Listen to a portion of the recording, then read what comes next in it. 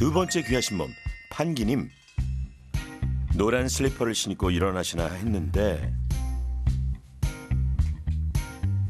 침대에서 바로 내려오질 않고 한참 동안 발 마사지를 하십니다.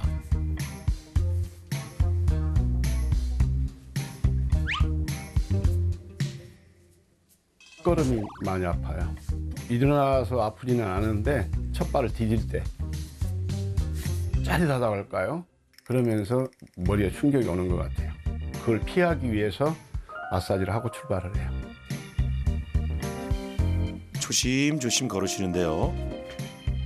맨발은 통증이 심해 현숙님이 양말을 신듯 판기님은 노란 슬리퍼를 늘 착용하고 있다네요. 과연 판기님과 현숙님은 왜 발바닥이 아픈 걸까요? 먼저 발목과 발바닥에 있는 26개의 뼈에 이상이 없는지 엑스레이 검사를 실시했습니다. 이어서 초음파 검사도 진행됐는데요.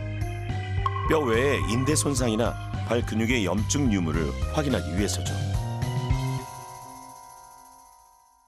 지금 환자분께서는 뒤꿈치가 제일 아프다고 하셨는데 제일 아픈 데가 어딘지 여기 예. 여기. 거기 좀, 여기 딱 여긴 거죠, 그죠? 여기 네네. 얼마나 오래되셨어? 뭐 젊으셨을 때부터 한 10년은 10년 정도 되신 것 같고 병원에 가보셨을 거 아니에요. 가봐도 달라진 게 없으니까요.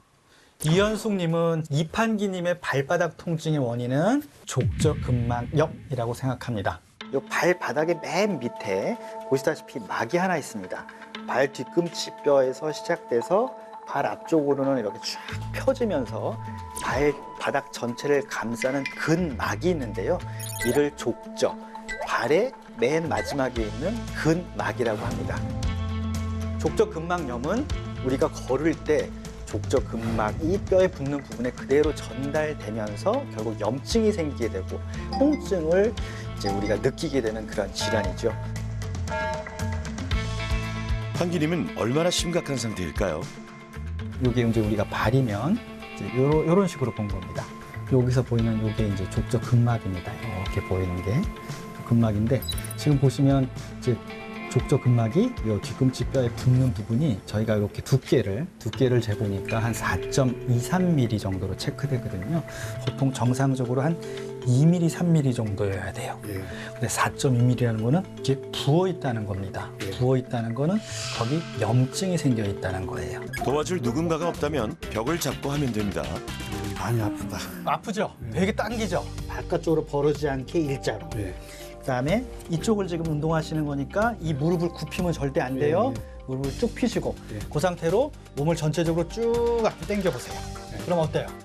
엄청 당기죠? 쭉 한 다음에 하나, 둘, 셋, 넷, 다섯, 여섯, 일곱, 여덟, 아홉, 열. 아시겠죠? 예, 알겠습니다. 이걸 하셔야 돼요. 알겠습니다. 아, 진짜 그러네. 그렇죠? 엄청 당기죠? 제대로 배웠네요. 발뒤꿈치 뼈로 이 족저근막과 아킬레스건은 연결된 하나의 구조라고 생각하시면 됩니다. 결국 아킬레스건, 족저근막의 스트레칭을 꾸준히 하는 게 족저근막염의 예방, 치료의 가장 중요한 단계라고 생각하시면 될 것 같아요. 발이 아프다는 증상은 같지만 질환은 다릅니다. 모든 발 통증을 예방하는 귀하신 운동법 지금 공개합니다. 네, 안녕하세요. 안녕하세요. 오늘 저와 같이 운동법을 배워볼 텐데 여기 이름을 보시면 아이언풋 운동이에요. 튼튼하고 유연한 발을 갖자는 의미에서 아이언풋 운동입니다. 지금부터 한번 운동을 배워보도록 하겠습니다. 첫 번째 동작은 바르게 걷기인데요. 제대로 걸어야 발이 아프지 않습니다. 내 발에 실리는 체중이 첫 번째는 뒤꿈치 가운데가 먼저 닿아야 돼요. 그 다음에 몸이 중간으로 왔을 때 발 중앙이 닿아야 됩니다. 그 다음에 반대쪽 발을 뻗어서 앞으로 내밀 때 엄지발가락에 체중이 실려서 밀어내는 느낌이 있어야 돼요. 발 아래쪽에 있는 압력을 느끼는 감각신경들이 있어요. 뒤꿈치 가운데, 발 중앙, 엄지발가락. 그쪽에 많이 분포되어 있거든요.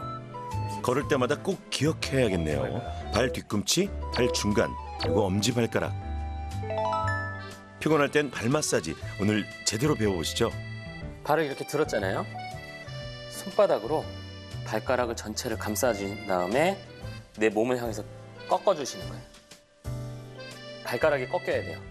그 상태에서 엄지손가락으로 먼저 내가 제일 아픈 부위 있었죠? 거기를 꾹 눌러주세요. 발바닥을 팽팽하게 당긴 후 아픈 곳을 찾아 잘 풀어주는 것이 중요한데요. 뻣뻣한 발바닥을 펴주는 것이죠. 이 주먹 마디 끝으로 뒤꿈치에서부터 발 앞볼 쪽으로 천천히 쓸어주는 거예요. 내가 발에 어떤 질환을 갖고 있든지 발바닥 근막 조직은 발 건강에서 아치를 유지하는 데 핵심 부위거든요. 항상 발바닥 근막은 유연하고 탄력이 있어야 됩니다. 그래서 이렇게 쓸어주는 걸 30초 정도 천천히 해주시면 되겠습니다. 다음은 발 건강에 효과 만점인 엎침 뒤침 스트레칭입니다. 3단계는 엎침 뒤침 운동이에요. 신발 안에서 너무 발가락이 모아져 있어서 그걸 한번 넓혀주는 스트레칭입니다. 네. 손가락을 발가락 사이에 집어넣어서 깍지를 껴야 돼요. 전문가는 아주 쉽게 하는데요. 귀하신 몸 내부는 심하게 어려움을 겪고 있는 것 같습니다. 손가락이 들어가지 않을 만큼 발가락 사이가 좁아져 있습니다.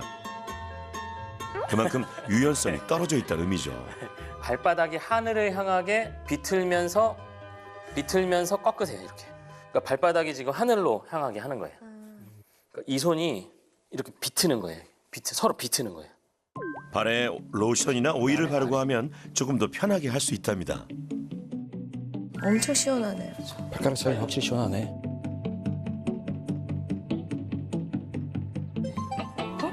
엄청 벌어졌어. 확실히 발가락 사이가 넓어진 것 같아요. 넓어지고. 사이가 벌어졌어요. 다음은 엄지 밴드 스트레칭입니다. 우리 인간의 발바닥에 해당되는 그 살과 같은 근육들이 내재근들이에요. 특히 이 운동은 무지 외반증에 효과적입니다. 우와, 이 상태에서 약간 벌려보세요. 당겨지죠? 엄지발가락 들어 올려보세요. 엄청 당겨지는데. 먼저 엄지발가락을 세웠다 내리고요. 다음에는 나머지 네 발가락을 세웠다 내리는 동작을 반복하는데요. 발바닥의 코어 근육이라고 불리는 내재근을 강화시켜주는 것입니다. 즉, 발과 발바닥이 우리 몸을 떠받치는 힘을 키워주는 것이죠. 이번에는 족저근막염에 특히 효과가 좋은 수건 당기기입니다. 발 내재근 강화 운동 2단계라고 보시면 돼요. 더 힘들어요. 그래서 좀 답답하다는 느낌 드실 거예요. 오른발 오므렸다 펴주고 왼발 오므렸다 펴주고 이런 식으로 하면 어떤 느낌이 나냐면 와. 중요한 건 발가락만 움직이는 게 아니라 이 발 앞볼 쪽 있죠. 여기를 마치 내가 침팬치가 된 것처럼 오므려 주는 거예요. 같이 오므린다. 시작. 하나 둘 하나 둘. 내 목표는 수건을 내 발까지 다 당겨주는 겁니다. 진도가 안 나가는 것 같은데.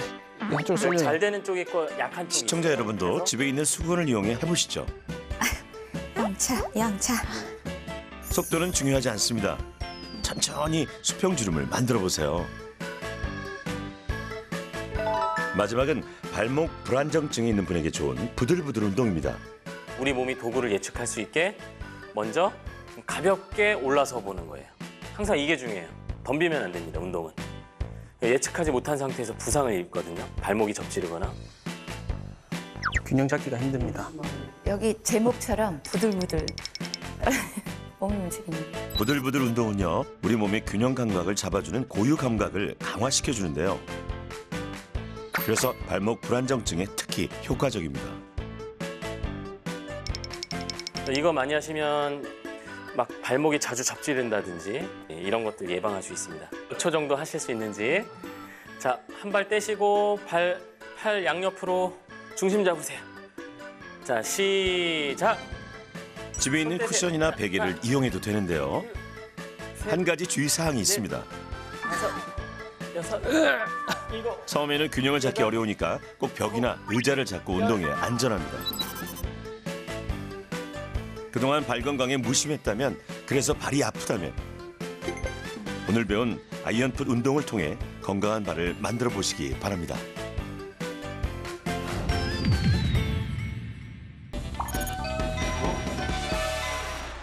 아, 예, 안녕하세요. 네, 네, 네. 잘 지내셨습니까? 예, 예. 네. 예. 운동 열심히 하셨나요? 열심히 했습니다. 네.